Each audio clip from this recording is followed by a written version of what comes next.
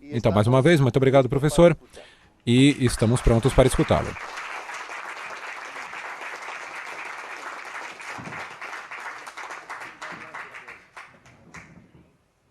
É uma grande alegria estar aqui, agradeço muito este generoso convite.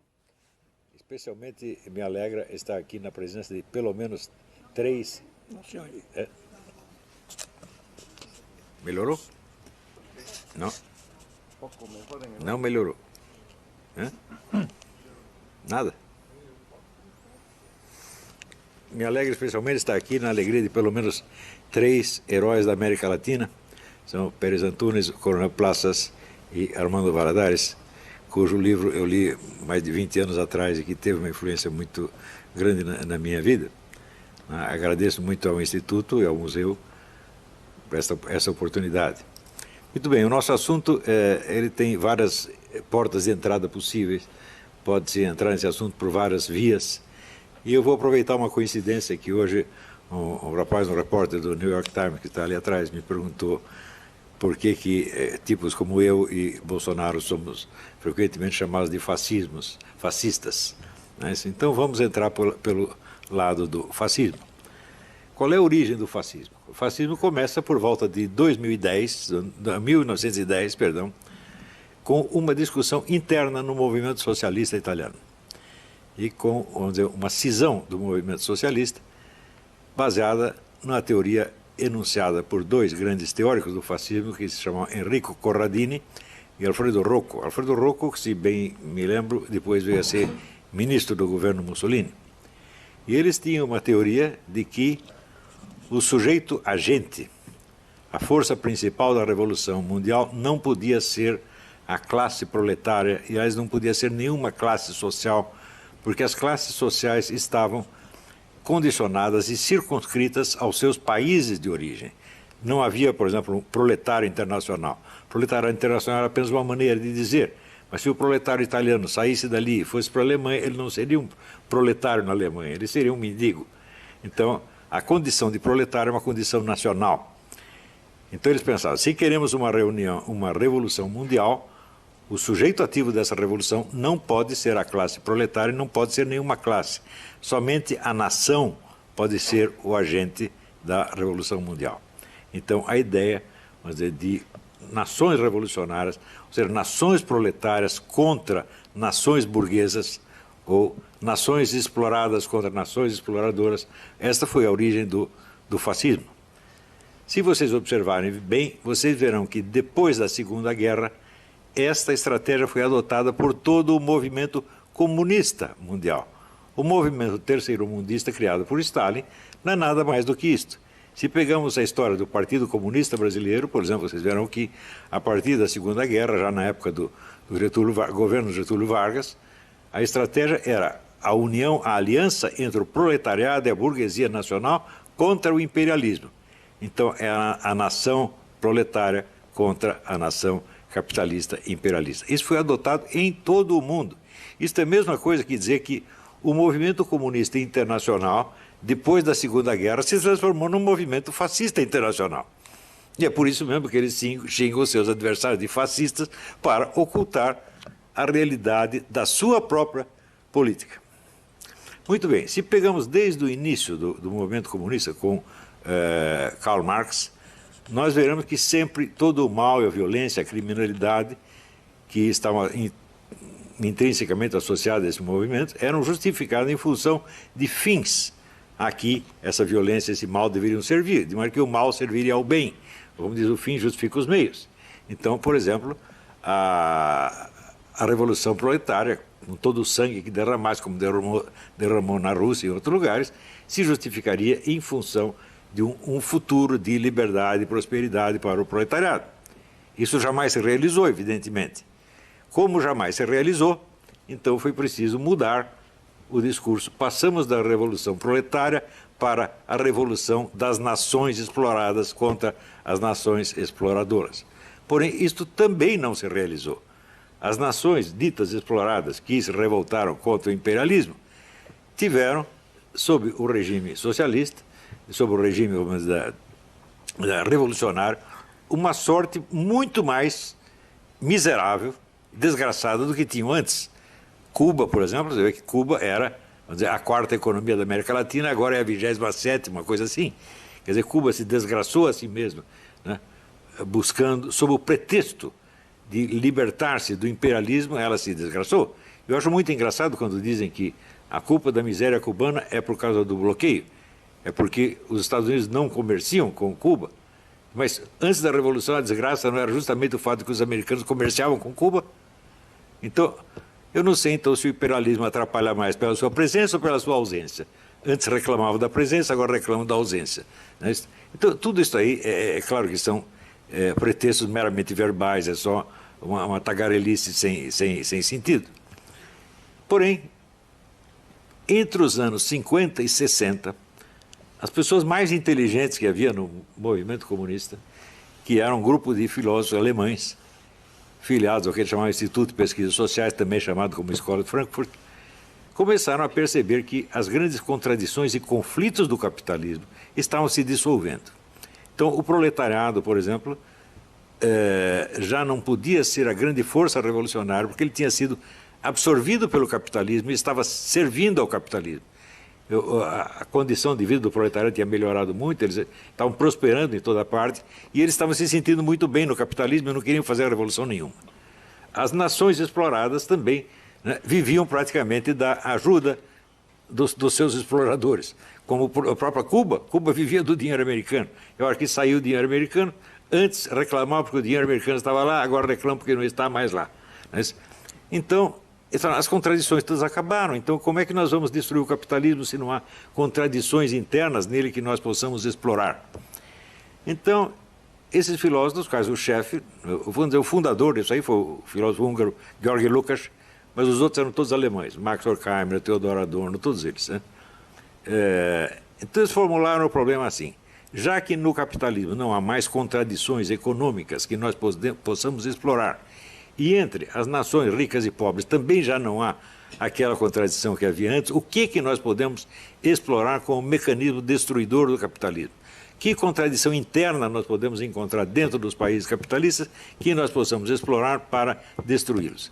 E eles criaram, então, o que se chamou dialética negativa.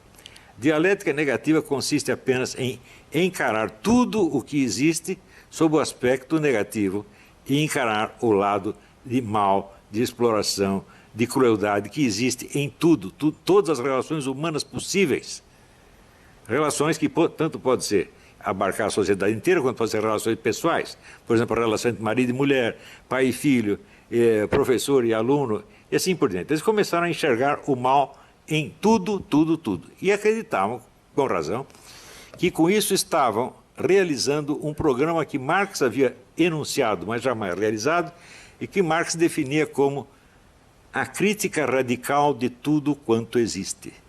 Note bem, não se trata de criticar a economia capitalista, nem os países imperialistas, mas tudo quanto existe.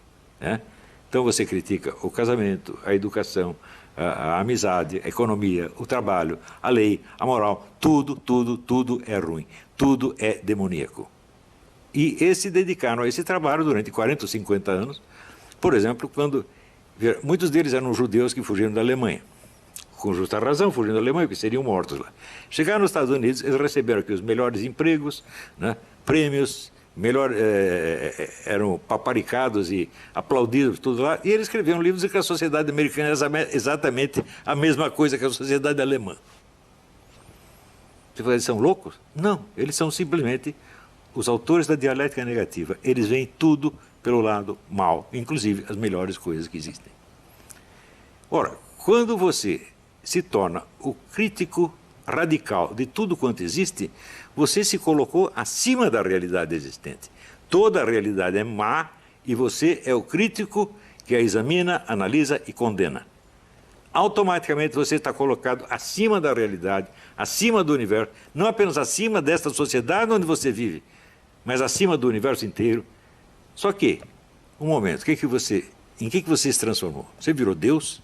Porque você está acima? Não, porque Deus está acima de fato, mas Deus não cria o mundo para criticar o mundo, e sim para salvá-lo. Ou seja, você, quando se torna o crítico radical de tudo quanto existe, você se transformou no demônio. E o demônio, evidentemente, está livre de todas as obrigações humanas. O demônio só tem direitos, e o direito dele é fazer o mal contra aquilo que é mal. Como tudo é mal, ele pode fazer o mal contra tudo, e ele jamais será condenado e nem acusado.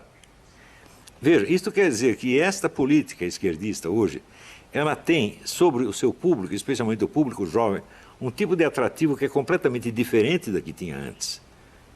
Antes tratava-se de fazer o mal em nome de um bem. Agora não precisa mais do bem. Agora, o mal é em si mesmo uma superioridade. Tão logo você aderiu a esta política, você está acima da humanidade. Você jamais é submetido a exame. Você é o examinador, você é o julgador e você é o carrasco que vai destruir tudo.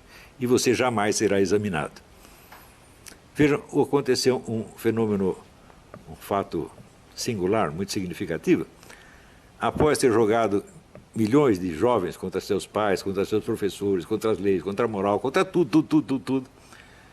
Um dia o professor Theodor Adorno teve o desprazer de ver os alunos da faculdade invadirem a sua sala e começarem a quebrar tudo. E aí ele ficou, não, peraí, aí já é dialética negativa demais. Isso aí não pode. Então, isso quer dizer, o dialético negativo, o acusador universal, ele está acima de todas as acusações. Ele não pode ser acusado, ele não pode ser sequer analisado. É o tipo invisível que vê tudo. Ele é o olho que tudo vê, para usar um antigo simbolismo esotérico. Ele é o olho que tudo vê e ele jamais é visto. É por isso que o pessoal da direita, você perguntar assim, quantos livros de direita você leu destruindo, por exemplo, a filosofia do Theodor Adorno? Nenhum. Quantos livros de direita destruindo a filosofia de Georg Lukács? Nenhum. Toda a bibliografia direitista que existe critica o socialismo, critica o marxismo, critica vários programas políticos, mas nunca vai à profundidade da filosofia da dialética negativa. Nunca. E por isso essa dialética negativa ela sempre sobrevive e pode se refazer e se reconstruir depois das piores derrotas. Então isso quer dizer que enquanto esta filosofia da Escola de Frankfurt não for totalmente destruída, ela vai se renovar e vai reconstruir o movimento comunista milhões de vezes. Isso nunca acaba. Isso é indestrutível. Veja, a destruição não é destrutível. A destruição vive apenas de destruir. Ou seja, nós podemos dizer que o pessoal da Escola de Frankfurt descobriu o segredo da vida eterna. Eles podem viver eternamente. É só viver da destruição e jamais propor nada positivo. Quando propor alguma coisa, propõe sob o nome de positivo algo negativo. Por exemplo, operar crianças de 5 anos, um menino de 5 anos que diz que é menina, você já manda operá-lo. Ela corta o órgão sexual dele e pronto, virou menino. Pode haver algo de bom nisso, é claro que isso é apenas destruição. Você não sabe o que vai ser desse menino mais tarde. Você não sabe se ele vai querer o seu órgão sexual de volta. Mas não precisa saber. Como é a destruição, e a destruição é sempre positiva, vamos em frente. E assim por diante. Quando você propõe... Um momentinho, deixa eu tomar uma água.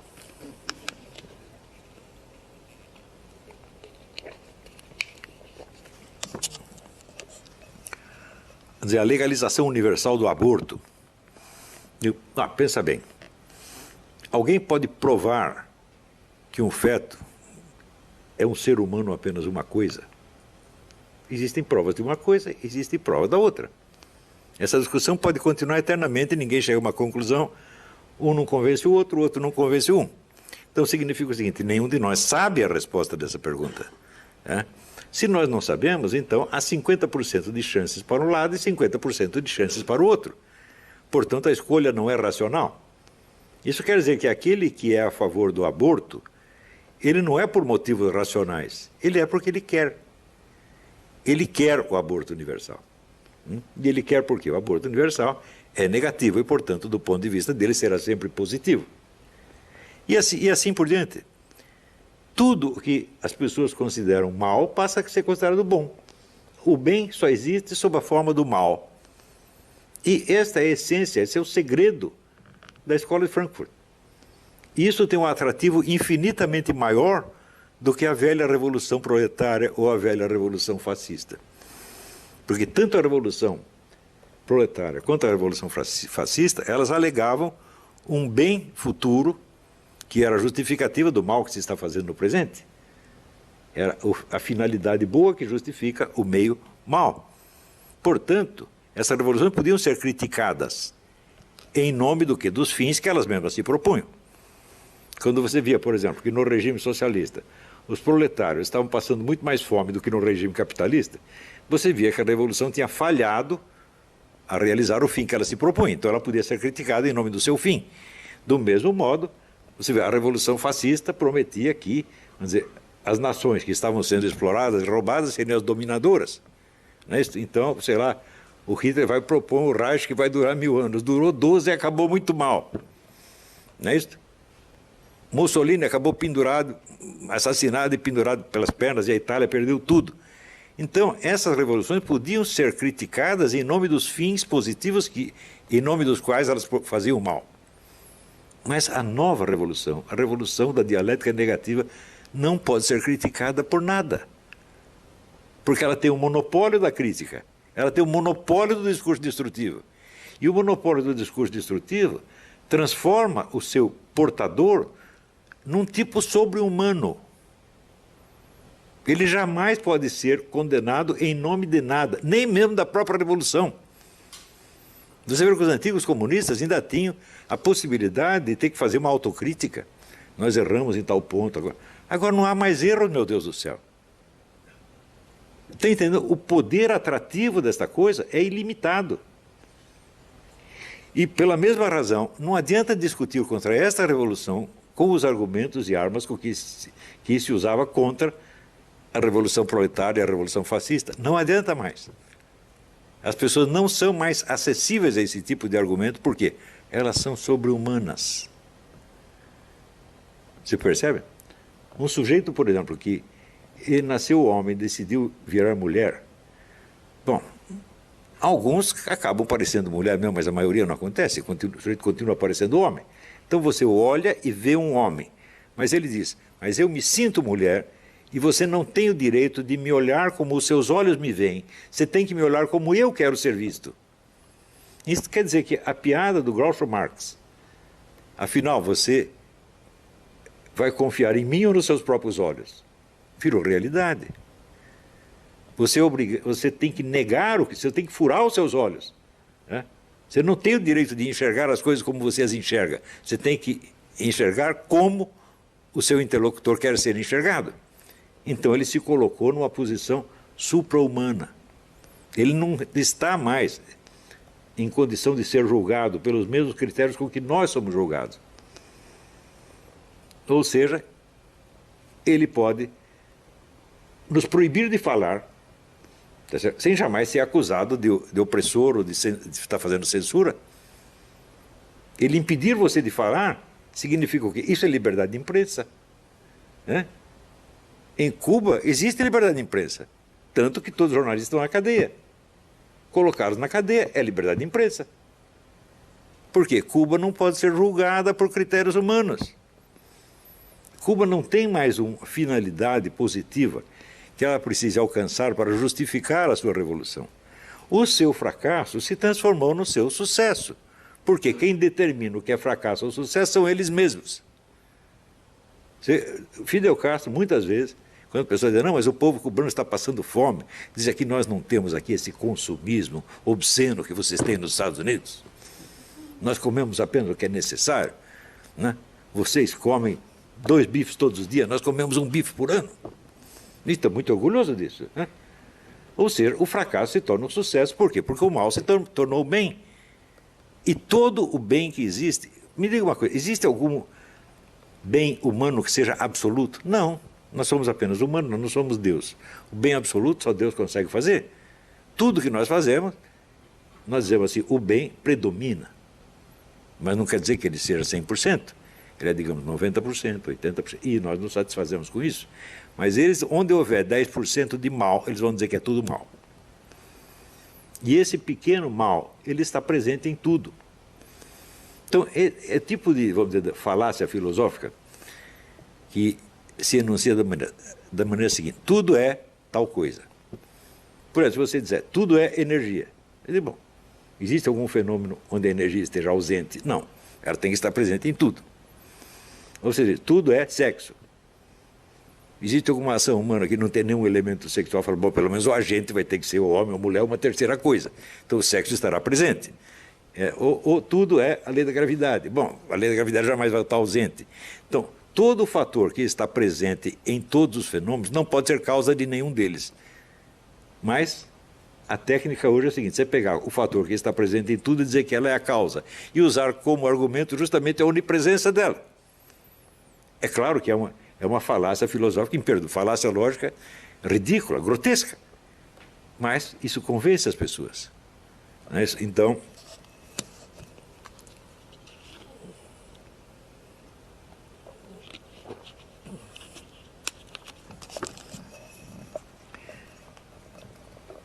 viram, tanto nos Estados Unidos quanto na América Latina, e especialmente no Brasil, esse tipo de filosofia tomou conta de toda a mídia e de todas as universidades. Não sobrou nada fora. No Brasil eu assisti esse fenômeno porque a partir dos anos 60, logo após a ditadura militar, os comunistas, vendo que tinham sido derrotados, expulsos do campo eleitoral político, decidiram usar a estratégia do Antônio Gramsci, que era da Revolução Cultural. Fazer a Revolução Cultural primeiro, a Revolução Política depois. Então, tem que tomar a mídia, as editoras, as universidades, etc., etc., lentamente, devagarinho, e sem dizer que é propaganda socialista, porque o objetivo do Antônio Gramsci, ele mesmo definiu assim, nós vamos fazer com que todos sejam socialistas sem saber. Então, é por isso que eu fui muito contra a campanha que conservadores e liberais brasileiros faziam contra a doutrinação comunista. Quer dizer, não tem doutrinação nenhuma, meu Deus do céu. Eles estão induzindo as pessoas a ser socialistas sem tê-las doutrinado jamais. Eu vou lhe dar um exemplo de como se usava. Usava-se geralmente modificações comportamentais que não passavam pela esfera da opinião e das ideias. Houve, por exemplo, um professor na Suécia que fez um experimento que foi muito louvado no Brasil pelo diretor de teatro Gerald Thomas. Ele pegou os seus alunos e disse, vocês durante esse fim de semana vocês vão fazer um experimento de sexo oral com o seu colega aí do lado. Vocês vão chupar o membro dele e quando ele ejacular vocês vão engolir. E na segunda-feira vocês trazem um relatório científico do que se passou. Muito bem, quase todos disseram que foi bom. Por quê? Existem já pesquisas em psicologia que mostram que sempre que você faz uma pessoa agir contra os seus princípios, em 82%, 83% dos casos eles mudam de princípios, para não dizer que fizeram uma tremenda asneira. Então, quer dizer, até aquele dia ninguém tinha pensado em fazer sexo oral com o vizinho, a partir de segunda-feira todos começaram a pensar. Isso é doutrinação? Não, o professor não fez doutrina nenhuma, não os convenceu de nada, apenas sugeriu que fizesse uma experiência inocentemente. E é assim que se faz. Há um livro do Pascal Bernardin, que se chama... Pascal Bernardin é um professor de ginásio francês. O livro chama-se Maquiavel Pedagogo. E ele mostra o número dessas técnicas de manipulação comportamental que são usadas. Nenhuma delas parece propaganda de maneira alguma. Existem vários truques ali. Um deles chama-se pé na porta. Pé na porta é o seguinte. O pesquisador bate na porta do sujeito e diz, olha, eu sou da prefeitura, nós queremos aqui grudar um cartaz de trânsito aqui na sua parede, um cartaz de 2 metros de altura. O sujeito olha o cartaz e fala, não, pelo amor de Deus, você vai tampar a minha porta, vai ficar horrível a minha casa. Ah, então nós temos esse aqui pequenininho, de 30 centímetros, pode pregar? 90% dos casos todo mundo concordava. Então você pede uma coisa mais difícil, e ninguém vai dar, e daí você pede outra mais fácil, todo mundo cede imediatamente. Isso é muito usado nas escolas. Você sugere algo, os alunos dizem não, você respeita a opinião deles. E você faz uma sugestão um pouco menos chocante e todo mundo aceita. Essas técnicas são usadas o tempo todo. O sujeito que chama isso de doutrinação, ele não está entendendo nada, ele está achando que o sujeito está fazendo propaganda comunista. Não há propaganda comunista. Há apenas o uso intenso desse tipo de truques, onde, em vez da doutrinação, a doutrinação é uma coisa que passa pela cabeça, passa pelas opiniões, pelas ideias. Se você faz uma doutrinação, você está praticamente pedindo um debate, pedindo uma discussão, mas se você sugere experimentos, Isso não passa pela esfera das opiniões.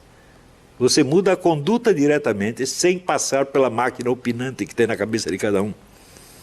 Isso significa o domínio total da mente do aluno. Mas pessoas muito bem interessadas, intencionadas, que lançaram a campanha Escola Sem Partido, falavam contra a doutrinação. E daí o que a esquerda fez?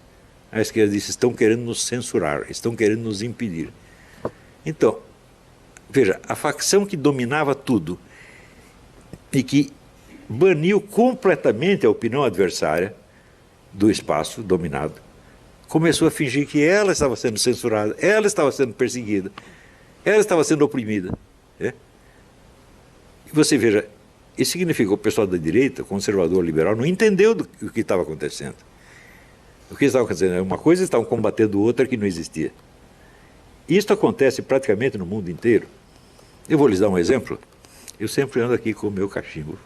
Não só porque eu fumo e gosto de fumar, mas porque é um símbolo. O economista Walter Williams, vocês devem conhecer, o Walter Williams é um brilhante economista negro, americano. Ele foi o único que fez uma análise correta disso aí. Ele disse, o movimento antitabagista foi o primeiro teste em nível de amplitude universal para avaliar a possibilidade de manipular a massa e dominá-la. Então o que eles fizeram? Lançaram aí algumas pesquisas científicas que diziam o fumo causa isto, mais aquilo, mais aquilo, mais aquilo outro. E muito bem, qual é o princípio número 1 da terapêutica? É o princípio de que, removida a causa, cessa o efeito. Hoje, o número de fumantes nos Estados Unidos diminuiu para 1/3, mas as doenças pulmonares e cardíacas não diminuíram nem um único caso. Não interessa. Agora o antitabagismo já venceu. Todo lugar que você vai tem o cartaz. Ambiente smoke free. Primeira vez que eu vi isso vai fazer o quê? 15 anos atrás. Acho que eu fui no Hudson Institute, uma dessas organizações conservadoras americanas. Eu fui lá fazer uma conferência, quando eu cheguei, vi o cartazinho, olhei aquilo e falei, você já perdeu na briga. Porque quando você permite que a autoridade governante policie os seus hábitos policiais, pessoais, você já perdeu tudo. Depois você quer preservar algumas liberdades políticas, não interessa se você não tem a liberdade pessoal, a liberdade concreta de fazer o que você gosta, você já entregou tudo, meu Deus, você já está derrotado. E, curiosamente, o único analista social que percebeu isso foi o Walter Williams. Esse artigo eu guardei, é brilhantíssimo. Se vocês quiserem, depois eu mando cópia para vocês. Então, é assim que se faz. E o que é que o tabagismo tem a ver com política? Nada, aparentemente nada, é a coisa mais inocente do mundo. E uma grande parte da opinião pública conservadora, especialmente das religiões católica e protestante, aplaudiram, falaram, não, fumar é mesmo obsceno, nós temos que proibir, etc, etc, sem perceber o dano que eles estavam fazendo à liberdade pública com isto. Quer dizer, impuseram a sua opinião, tornando-a legalmente obrigatória para todos. Na democracia não se faz isso, isso não é democracia de jeito nenhum. Mas assim como o tabagismo, muitas outras coisas. Hoje começa a ser proibido ser homem, ser um macho. Ser um macho é obsceno. Já repararam nisso? Todos nós temos que nos efeminar para não ofender as pessoas do lado. Você é muito macho, o outro que não é tanto se sente ofendido, coitadinho. Não é isso? E assim por diante. Não é isso? Você ser mãe. Não é isso? Então hoje em dia você pode ver um homem vestido de mulher, não é isso? Seminu, fazendo sexo na rua com outro, você pode, mas se uma mulher dá de mamar ao seu bebê na rua, ela pode ser presa. Porque ser mãe é obsceno. Vocês perceberam? Começou com esta coisa, vamos proibir isto. Ah, cheira mal, eu não gosto. Vamos proibir. Se você permite que o governo vá proibindo essas coisas, nunca mais para. E nada disso foi feito com discussões políticas, não houve doutrinação alguma. Leiam o livro do Pascal Bernardin, que chama Maquiavel Pedagogo. Publicado em francês, existe uma tradução brasileira, talvez exista uma tradução espanhola também, não sei. Uma tradução americana, acho que existe também. Pascal Bernardin, Maquiavel Pedagogo. Então, isso significa que esta mentalidade da dialética negativa, que conquista as almas não pela promessa de um bem futuro, mas pela promessa de uma condição sobre-humana imediata. Você está livre de todas as obrigações. Você não pode ser examinado, você não pode ser cobrado, você não pode ser analisado. Você é o olho que tudo vê e nunca é visto. Toda esta juventude está com esta mentalidade. Viraram demônios, meu Deus do céu. Então a discussão não é mais política, ela passou para um outro nível. Não é isso? E por isso é que você vê fenômenos como esse da Argentina. Quer dizer, um governo totalmente fracassado é reeleito, obtém sucesso. Por quê? Porque é isso que ele vai dar para as pessoas. Ele vai transformá-las em seres sobre-humanos. Vai liberar de todas as obrigações humanas e entregar para eles um instrumento de ação com os quais eles podem oprimir, assustar, maltratar e matar a quem eles quiserem. Isso é muito mais sedutor do que a antiga utopia socialista. A utopia socialista era para o futuro, né? A presente geração vai se sacrificar, nós vamos morrer, né? Mas um dia teremos o paraíso socialista. Agora, esta promoção do sujeito a uma escala sobre-humana é imediata. Não é uma utopia.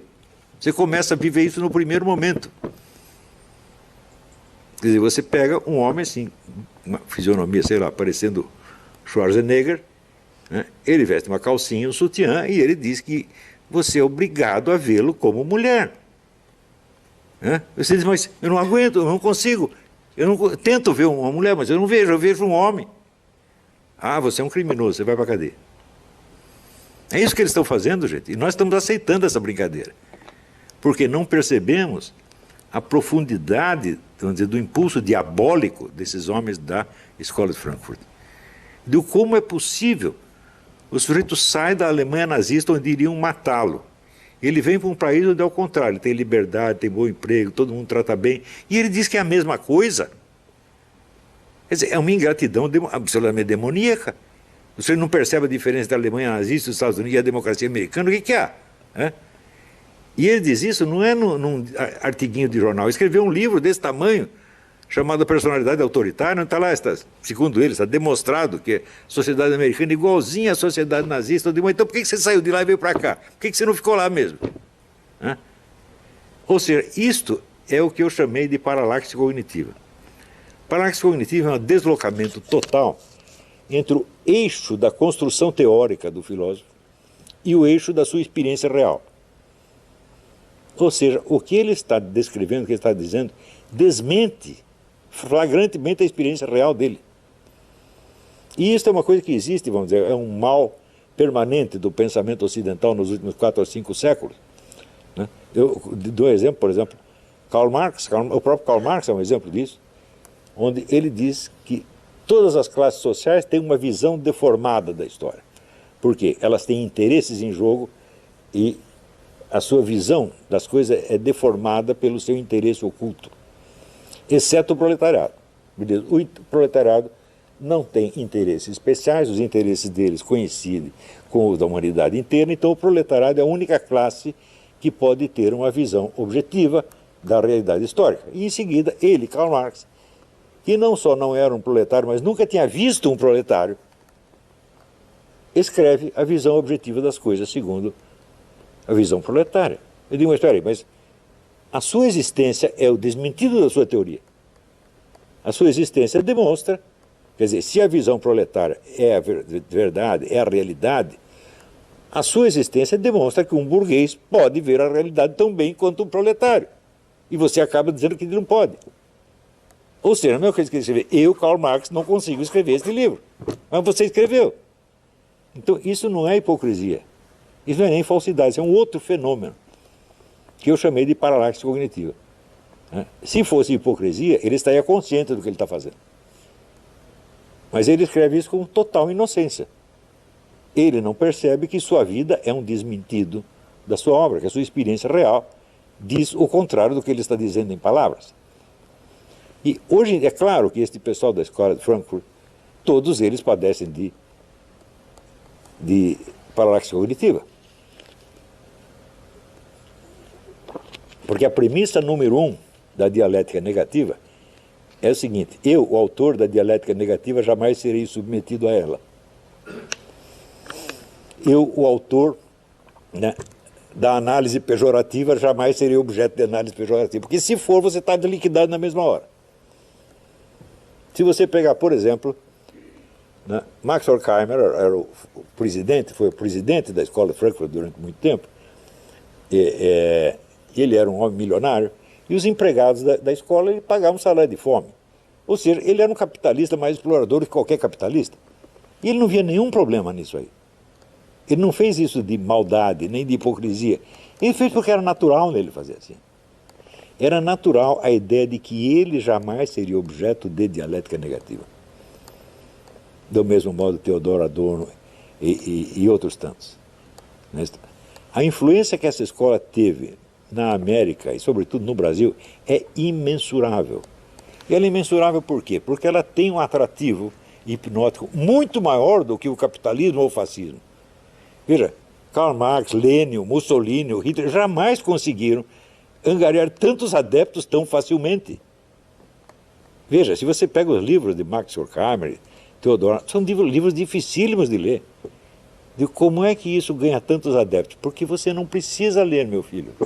É só você aceitar uma proposta deles, você já está transfigurado no analista e condenador da humanidade. E você está livre de todas as exigências.